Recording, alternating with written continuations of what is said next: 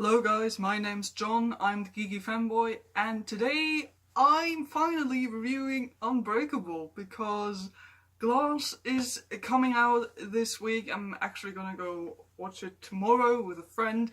I'm quite excited to watch this movie because I really enjoyed Split. It's probably one of my favorite sort of horror movies, and I love James McAvoy as an actor, so I was quite excited when I found out that there's going to be a sequel. But as it turned out, because I didn't know that when I watched Split for the first time, turns out Split in itself is a sequel to the 2000 movie Unbreakable with Bruce Willis. Yeah, I didn't know about Unbreakable, so when Bruce Willis turned up at the end of Split, I was like, what the heck is Bruce Willis doing in this movie? And then I looked it up on Wikipedia and all that, and I found, oh, it's actually a sequel. Ah, cool. So I have to go see that before I go watch Glass. And now I've finally seen Unbreakable, so I thought I'm going to give you my thoughts on it. So I did not expect Unbreakable to be like Split, like genre-wise or just like feeling-wise, you know what I mean? Because Split is very much in this sort of psychological horror thriller vibe thing, and Unbreakable is not that at all. Like, it's surprisingly like subtle and calm. Like, for a movie that is about a man who develops superpowers, there is not a lot of action going on in this movie. Hardly any, to be honest. Also, there was a lot of Samuel L. Jackson as Mr. Glass in this movie.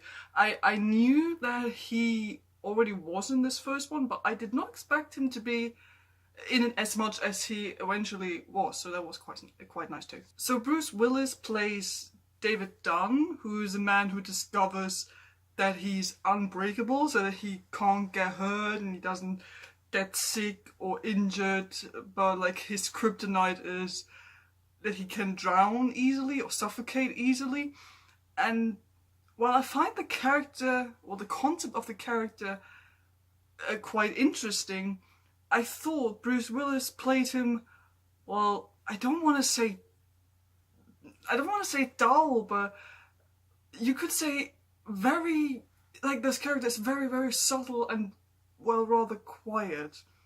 So that was something that was a bit irritating to me because David Dunn is almost like blunt in the way he behaves. There are never like any big emotional reactions or anything. Like, everything always seems quite contained, as if he's just trying to keep everything in and doesn't want to show what's going on inside of him. And it bothered me a bit because that kept going until the very end of this movie, and I thought there would be more of like an emotional depth to the character, or at least more like emotional development. So I don't know if that was Bruce Willis's decision to play David Dunn like that, or if M. Night Shyamalan said he's supposed to play him like that. But I noticed in general that most of the characters seem to be a bit more like held back. I mean, Samuel L. Jackson's character was a bit more out there, I thought, but even he had those moments where you thought, now something is gonna happen emotionally, or now he's gonna have like a big reaction, but not really. Like, the whole movie in itself, I thought, is quite subtle and, like I said, surprisingly quiet, so it's not really a thriller, I think. It plays more like a drama with like supernatural or magical realism elements.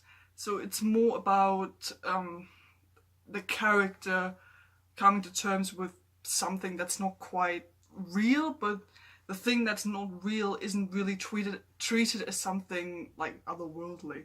There are a lot of good ideas in the movie I enjoyed a lot, especially this sort of different approach to what superhero stories or supervillain stories can be. And I know the movie is from 2000, but back when like superhero movies weren't well received most of the time. They were still seen as a bit weird, you know what I mean? And especially if you watch this movie today, I think it's quite refreshing to see a story that approaches this superhero or superpowers theme a little differently and tries to analyze it within the story of the movie itself. And I know it's kind of a bit like typical M. Night Shyamalan to take like a not so serious thing like comic books or whatever and treat it like in a very serious way, which, I mean, we have seen M. Night Shyamalan movies where this does not work at all, where you just can't take anything seriously and just laugh your arse off. But in this case, I think it works quite well. It is a bit borderline to where you keep thinking, oh, this is a bit silly, isn't it? But at least for me personally, I think it worked quite well, especially through the character of Mr. Glass. There were a couple of really good scenes in there. I liked most of the scenes where Mr. Glass was there talking to David Dunn. I thought those conflicts were always quite interesting. A scene that was very good was when the son comes into the kitchen and suddenly there's a gun because he thinks his father is really unbreakable and thinks he can shoot him. I really liked this scene. It was very well acted because this is like the only time, well, at least one of the few times in the movie, David Dunn and the rest of the characters get like really emotionally invested and out there, where you can really feel the tension during the scene. And I like the kid in that scene, how convinced he is that his dad can do this, and he's getting kind of frustrated because of course you would expect your kid to get into this, especially if he's like, well, he's not quite obsessed with his father, but he has like a very deep connection to his father, and then he gets kind of frustrated that his dad wouldn't understand what's going on with him, and he tries to prove that. I thought that scene was very, very interesting. I also like the different approaches like the mom and the dad take to talk the son down, like they trying to like appeal to him, they're trying to be nice, and then David Dunn tries to like be very like angry at him and tell him, if you use this gun, if you shoot me, I'm gonna pack my stuff and leave. So like how they're trying to use different approaches in order to talk the son down. Another scene I like a lot as well is when David Dunn goes into that, I don't even know what it is, station or whatever, into this public crowd and just lets people walk into him so he can start feeling what they did wrong. And I really like the use of colour and the cinematography in this scene, because every time he touched someone and he saw like the bad things they did, shortly after that the character would like be very bright in colour. Like the entire scene was not quite grey, but like very dull colours. And then as soon as he would realise what this person did, the character would be like all in bright colours, so you could kind of immediately see what David Dunn now realised. And I thought that was a very smart use of colour, and I thought that was really, really cool.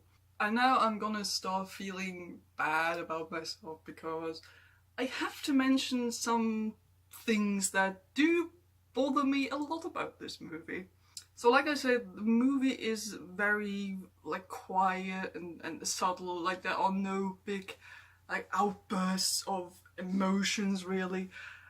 And I have to admit, to a certain degree, this just bothered me because there was not always a lot going on to like keep me invested in what is happening, especially because the character of David Dunn is played in this very like down-to-earth, calm way, and in a way every character is like this in this movie. And there are not a lot of action scenes, which isn't bad.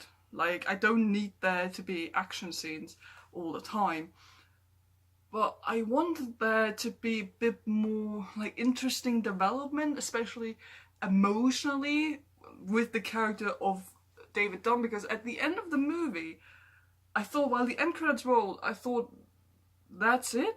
Like, we're not, I don't know, I just felt a bit, like, I didn't feel satisfied at the end of this movie, because I thought there were so many interesting things, interesting concepts, interesting basics, interesting ideas. They could have been explored so much more. Like, because the development of the character is, I don't want to say non-existent, but to a certain degree it felt like that at the end. Like, sure, he kind of has to come to terms with the fact that he does have these powers and tries to use them, but it doesn't really feel like an emotional journey for the character when you watch it. At least that was my feeling while I watched the movie. So I just wanted there to be more. I wanted there to be more done with the concept. I wanted there to be more investment for me with the characters. There was just, I mean, I do like those bit more quiet movies that analyze stuff, but the movie just has to dig in a bit deeper or explore a bit more. I just felt that with the powers and everything, there was not a lot done with it, because I mean, he kind of already knew that he had the powers. Then you have this classic struggle of him realizing there might be something going on, and then him realizing, oh yeah, this has been there the entire time. Then he uses the powers, and that's it. Like, it's hard to put into words, I know, but I just wanted there to be more, and there just was not enough stuff there for me to go, oh yeah, this is the kind of movie I would want to come back to multiple times in order to discover more. It just wasn't like that for me. Which is not to say that this is a bad movie. I don't think this is a bad movie. It's a different kind of movie.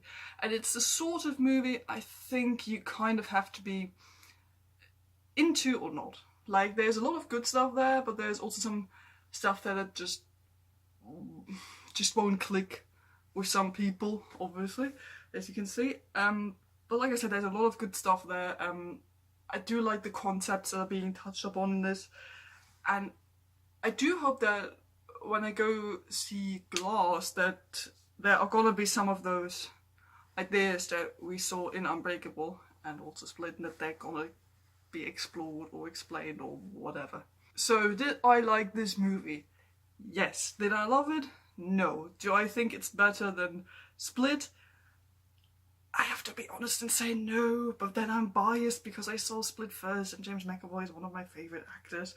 So yeah, I'm probably biased on this part, but like I said, Unbreakable is still a good movie. I would definitely recommend it, especially if you also liked Split. And as far as I've heard, you kind of have to have seen both movies in order to like really get what's happening in Glass, so I'm glad I finally saw Unbreakable so I can enjoy everything there is going to happen in Glass. So, those are my thoughts on Unbreakable. Have you seen the movie? Do tell me about it in the comments below. Have you watched it when it originally came out, or have you also just heard about it after watching Split, or whatever? Tell me in the comments below what you thought about the movie, or if there's anything I said that really upset you. Don't forget to like and subscribe if you haven't done that already. I hope you enjoyed this little review, and I'll see you guys next time. Goodbye.